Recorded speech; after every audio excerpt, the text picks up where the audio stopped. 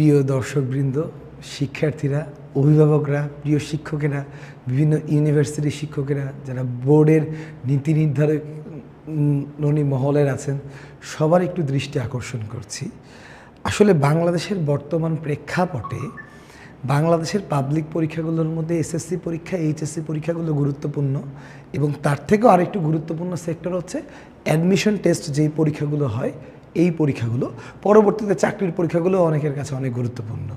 তো এইখানে একটা প্রশ্ন আসলে বিষয়টা, এবং এই কথাটা হয়তো আমি বলছি ওই ইংরেজি প্রবাদের মতো, who will bell the cat, বা ওই মানে বিড়ালের গলায় ঘন্টা বাঁধবে এটা কে।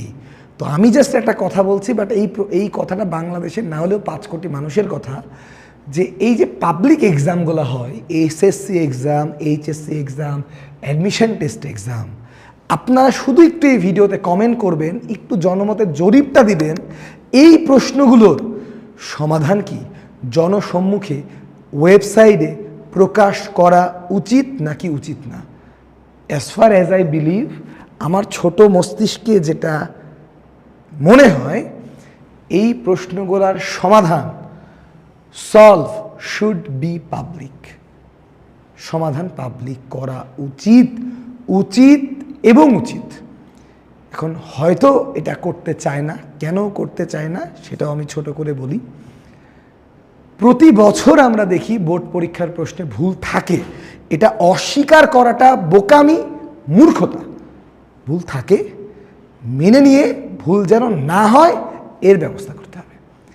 যখনই আপনি ওই শিক্ষককে সলভ দিতে বাধ্য করবেন, সলভটা যখন জনসম্মুখে প্রকাশ পাবে, সে অবশ্যই দায়িত্বশীল হবে, অটোমেটিক ভুল কমে আসবে। অ্যাডমিশন টেস্টেও প্রায় প্রতি বছর ধরেই কিছু প্রশ্নে ভুল থাকে। এই ভুলগুলাতে তারা কখন ব্ল্যাঙ্ক নেয়, কখন 2টা উত্তর নেয়, কখন তারা বুঝতেই পারে না, কখন তারা 10কে 2 মনে করে, 2কে 12 মনে করে, এই জিনিসগুলো প্রকাশ করা খুব দরকার। আর ভুল হতেই পারে। তো সমাধান আমার মনে হয় পাবলিক করা উচিত, এবং এটা খুব জরুরি একটা বিষয়। খুব ছোট করে বললেই, আসলে মানুষ মাত্রই ভুল। 100টা এমসিকিউ সমাধান দিতে গিয়েও আপনার ভুল হইতে পারে। তো এই সমাধানটা পাবলিক করেন।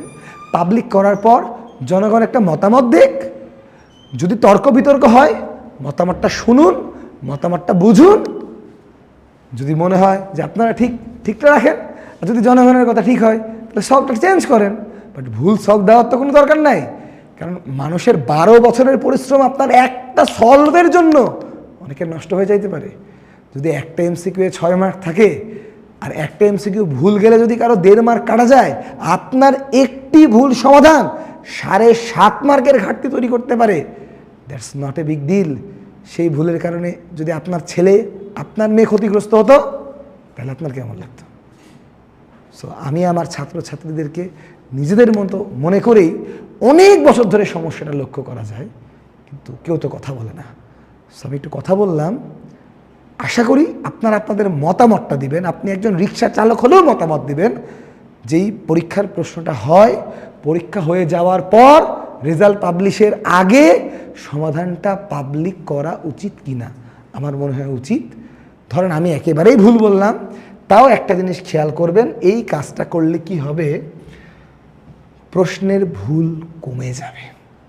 কারণ ধরেন আমি কোশ্চেন করলাম, পাবলিক হওয়ার পর সবাই মিলে আরে ভুল, আপনি টেলিভিশনে গিয়ে দেখছেন প্রশ্নে ভুল, ফেসবুকে দেখছেন প্রশ্নে ভুল, আপনার লজ্জা লাগবে না? আপনি সময় দিয়ে প্রশ্ন করবেন, তো অটোমেটিক ভুল কমে যাবে। সমাধান কোথায়? আর যদি আমার এই কথায় আপনারা মেনে নিতে না চায়, তাহলে আসলে যোগ্যতা প্রশ্নবিদ্ধ হয়ে যাবে আর কি। প্রশ্ন আপনি করছেন, প্রশ্ন সহ উত্তর দিতে সমস্যাটা কোথায়? যেহেতু বাংলাদেশে সব ইউনিভার্সিটিতে পড়ার জায়গা পায় না, কারণ জনসংখ্যার একটা বিশাল ক্রাইসিস আছে।